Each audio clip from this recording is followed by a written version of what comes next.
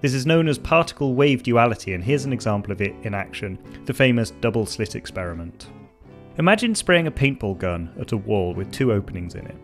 You'd expect to see two columns of paint go through and hit the wall behind. But as they build up over time, you get a whole pattern of stripes instead of just two bands. This pattern of stripes called an interference pattern, something you only see with waves.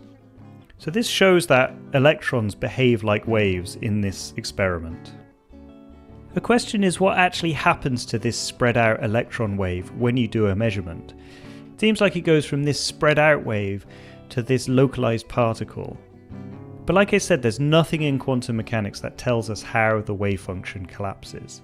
And this is not only true for electrons, but everything in the universe. So this double slit experiment has huge consequences for our model of the universe. And it was very surprising the first time it was done. Physicists are still grappling with this question today and have come up with many interpretations of quantum mechanics to try and explain these results, and explain how reality actually works. Okay, let's go back to the wave function. We can now use this picture to explain other features of quantum physics that you may have heard about.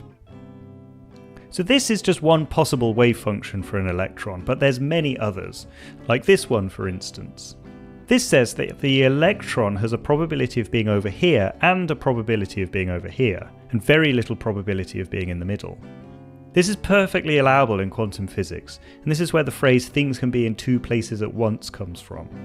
This is known as superposition, which comes from the fact that this wave can be made by adding, or superimposing, these two waves.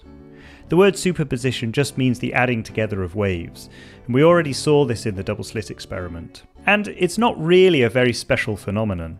You can even see superposition by dropping two pebbles into a pond where the ripples overlap. Now for entanglement. Let's say two electron waves meet. Their waves interfere with each other and become mixed up. This means that mathematically we now have one wave function that describes everything about both electrons, and they're inextricably linked, even if they move far away from each other. A measurement on one of the particles, like measuring if it's spin up or down, is now correlated with a measurement on the other, even if they move billions of miles away.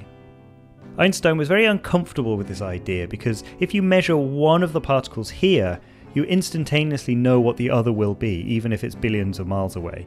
And that's got a sort of whiff of faster than light communication, which is not allowed by the theory of relativity.